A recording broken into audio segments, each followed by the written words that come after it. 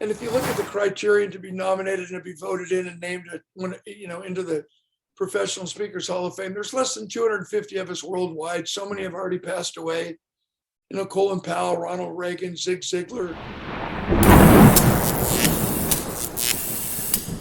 And Dan, you are an amazing person. I mean, the fact that you're a Hall of Fame speaker. I mean, can you speak on that? How does it feel to be? I mean, because that's a very, very unique title to be a Hall of Fame speaker. Yeah, I hear a lot of speakers who, that's one of their bucket list, man. I want to get in the Hall of Fame. And actually you're a Hall of Fame speaker, and then you just get the accolade as a result. It's a report card. And if you look at the criterion to be nominated and to be voted in and named, into the Professional Speakers Hall of Fame, there's less than 250 of us worldwide. So many have already passed away. Colin Powell, Ronald Reagan, Zig Ziglar, Les Brown, he's still alive, thank God, and he's in the Hall of Fame. And Dr. Dennis Waitley as well. Yeah, Dennis Waitley. Yeah, it's an honor. It's an honor.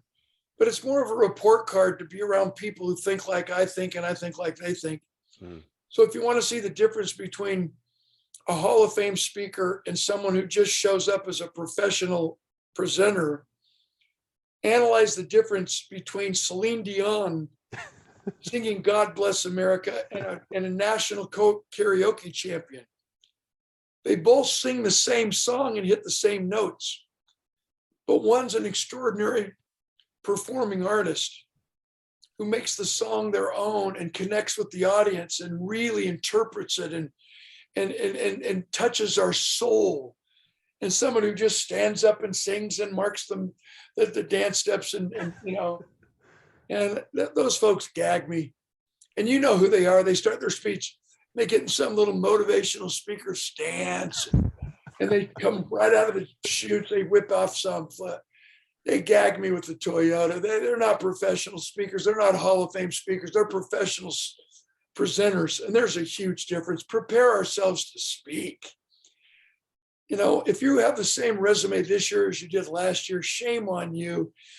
And if you're telling the same stories this year as you did last year in your speech, shame on you.